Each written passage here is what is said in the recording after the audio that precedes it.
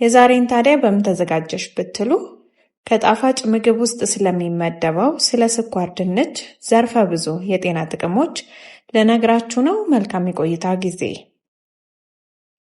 በሀገራችን በተመጣጣኝ ዋጋና በብዛት የሚገኘው ስኳር ድንች ውስጡ ነጭ የሆነው ለጤና በጣም የሚጠቅም የአትክልት አይነት ነው። በሌሎች ሀገራት ብርቱካን አይነትና ሐምራዊ ቀለም ያላቸው የስኳር ድንች አይነቶች ቢኖሩም በዚህ መረጃ የምናየው ግን በሀገራችን ያለውን ነጩን ስኳር ድንችን መመገብ ለጤናችን የሚሰጣቸውን ጠቀሞች ይሆናል። የመጀመሪያው የምግብ መፈጨትን ያግዛል። ስኳር ድንች በውስጡ በዛ ያለ መጠን ያለው የሚፈጭም የማይፈጭም ፋይበር አለው። ፋይበር ማለት ቃጫ መሰል በምግብ ውስጥ የሚገኝ ንጥረ ነገር ነው። ሁለት አይነት ፋይበር አለ። የሚፈጭ ፋይበር። ይህ አይነት ፋይበር በሰውነታችን ውስጥ ከውሃ ጋር ሲቀላቀል ወደ ጄል የሚመስል ነገር ይቀየራል። ስለዚህ ሆዳችንን በማለስለስ ሰገራ በቀላሉ ከሰውነታችን እንዲወገድ ይረዳል።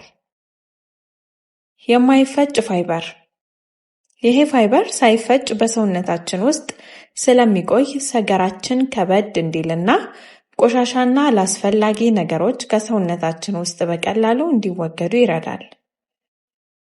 ስለዚህ ስኳር ድንች የምንበላው ምግብ ቶሎ ተፈጭቶና ልሞ ወደ ሰውነታችን እንዲገባና አላስፈላጊ ነገሮች ከሰውነታችን እንዲወገዱ ያግዘዋል ማለት ነው። ለፀጉራችንና ለቆዳችን ከፀሐይ የሚወጡት አልትራቫዮሌት ጨረሮች ቆዳችን ቶሎ እንዲሸበሸብና ፀጉራችን እንዲደርቅ ያደርጉታል። ከስኳር ድንች የሚገኘው ቫይታሚን ኤ እና ቫይታሚን ሲ በፀሐይ ምክንያት በቆዳችንና በፀጉራችን ላይ የሚደርስብንን ጉዳት በመቀነስ እና ሰውነታችን ኮላጅን እንዲያመርት በማድረግ ይረዳናል። ኮላጅን ቆዳችን እንዳይሸበሸብና ጥሩ ወዘና እንዲኖረው የሚያደርግ ንጥረ ነገር ነው። ቫይታሚን ኤ ይገኝበታል። በስኳር ድንች ውስጥ ጥሩ መጠን ያለው ቤታ ካሮቲን የተባለ ንጥረ ነገር ይገኛል። ይህንን ንጥረ ነገር ሰውነታችን ወደ ቫይታሚን ኤ ይቀይረዋል። ቫይታሚን ኤ በተላላፊ በሽታዎች የመጠቃት እድላችንን ይቀንሳል። እንዲሁም የዓይናችንን ጤና ይጠብቃል። የልብ ጤናን ይጠብቃል። ስኳር ድንች በውስጡ ያለው የፋይበር መጠን ከፍተኛ ስለሆነ የመጥፎ ኮሌስትሮል መጠንን በማውረድ የልባችንን ጤና ይጠብቃል። ስኳር ድንች በፖታሲየም የበለጸገ ስለሆነ በሰውነታችን ውስጥ ያለውን የጨው ወይንም ሶዲየም መጠንን በማመጣጠን የተመጣጠነ የደም ግፊት እንዲኖረን በማድረግ ልባችን ጤነኛ እንዲሆን ይረዳል። በሽታ የመከላከል አቅማችንን ይጨምራል። በስኳር ድንች ውስጥ ቫይታሚን ኤ እና ቫይታሚን ሲ ስለሚገኝ በሽታ የመከላከል አቅማችንን ያሳድጋል። ቫይታሚን ኤ ሰውነታችን በሽታ የሚከላከሉ ሴሎችን እንዲያመርት ያደርጋል። እንዲሁም በሰውነታችን ውስጥ እባጮች እንዳይፈጠሩ ይከላከላል። የአጥንት ጤንነትን ይጠብቃል። በስኳር ድንች ውስጥ የምናገኘው ቫይታሚን ዲ ለሰውነታችን የበሽታ መከላከል አቅምና ለአጠቃላይ ጤንነታችን ያለው ፋይዳ ከፍተኛ ነው።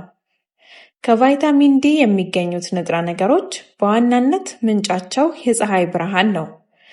ቫይታሚን ዲ ኃይልን፣ መነቃቃትን፣ የአጥንት፣ የቆዳና የጥርስ ጥንካሬን ያመጣል።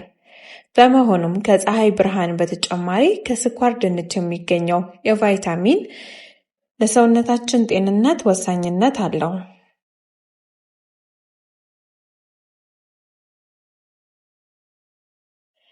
ጭንቀትን ለማስወገድ ይረዳል። ስኳር ድንች በውስጡ የማግኔዚየም ንጥረ ነገሮች ክምችት ያለው በመሆኑ አእምሮን በማነቃቃት ድብርትን ለመቀነስ ከፍተኛ አስተዋጽኦ ይኖረዋል።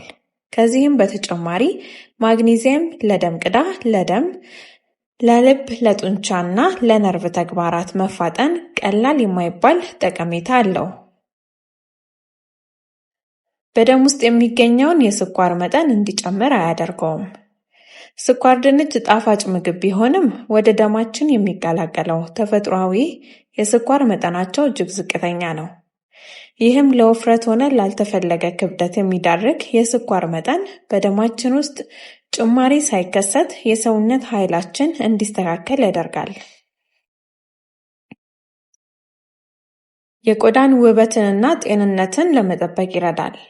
ቫይታሚን ሲ እንደ ጉንፋን ያሉ በሽታዎችን ለማከምና ለመከላከል የሚረዳ ሲሆን ስኳር ድንች ውስጥም ይገኛል።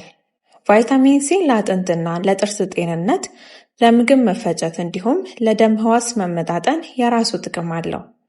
ከዚህ ባሻገር የቆዳን ውበትና ጤንነት የሚጠብቅ ሲሆን ሰውነታችን ከካንሰር ጋር ለተያያዘ የበሽታ ስጋት እንዳይጋለጥ ያደርጋል። በመሆኑም በውስጡ ቫይታሚን ሲ የያዘውን ስኳር ድንችን መመገብ ፋይዳው የጎላ ነው። ከስኳር ድንች በቤታችን ውስጥ መዋቢያዎችን እንዴት መስራት እንችላለን? አይናችን ስር የሚጠቁርብን ከሆነ ወይም የአይናችን ስር የሚያብጥ ከሆነ በተቆራረጠ ስኳር ድንች ቀስ ብለን ማሸትና ለ10 ደቂቃ ስኳር ድንቹን ከአይናችን ስር ማድረግ ይጠቅማል። ስኳር ድንች ጥሬና ቀዝቃዛ መሆን አለበት። 1 የሻይ ስኒ ተልጦ የተቀቀለ ስኳር ድንች ከ2 የሾርባ ማንኪያ የኮኮስ ዘይት ጋር በማቀላቀል እና አብሮ በመፍጨት የፀጉር ማስክ መስራት እንችላለን። ማስኩን በንጹህና እርጥብ ፀጉርና ቆዳ ላይ ቀብተን ለ30 ደቂቃ በመቆየትና በሻምፖና ሳሙና መታጠብ። ይሄ የፀጉር ማስክ ለደረቅ ፀጉር በጣም ጠቃሚ ነው። ስኳር ድንችን እንዴት ለአመጋገብ እናውለው ካላችሁ፣ ስኳር ድንችን በደንብ አጥበነው ከነቆዳው ቀቅለን መመገብ ይመረጣል። የኩላሊት ችግር ያለባቸው ሰዎች ስኳር ድንችን ባይመገቡ ይመረጣል። የልብ ህመም ካለና በተለይ ደግሞ የልብ መድኃኒት የሚወስዱ ከሆነ ስኳር ድንች ባይመገቡ ጥሩ ነው።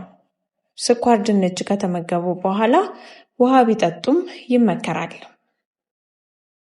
ውድ ቤተሰቦቼ ለዛሬ ያስኩላችሁ የጤና መረጃ ይህንን የመሰለ ነበር። መረጃዬ እንደወደዳችሁት እርግጠኛ ነኝ። የተቀረው ጊዜያችሁ መልካም እንዲሆንላችሁ እመኝላችኋለሁ።